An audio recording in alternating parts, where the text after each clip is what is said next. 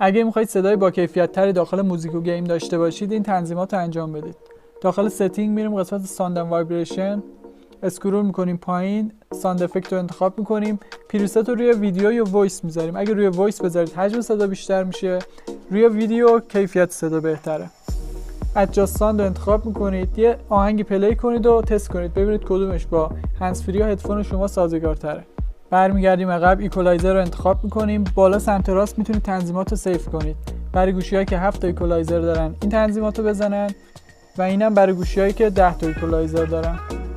برای گوشی‌های آیفون میریم داخل ستینگ، موزیک رو انتخاب میکنیم، ساوند چک رو اینجا روشن میکنیم، از بالا گزینه EQ رو انتخاب میکنیم و روی لیت نایت تنظیمش میکنیم.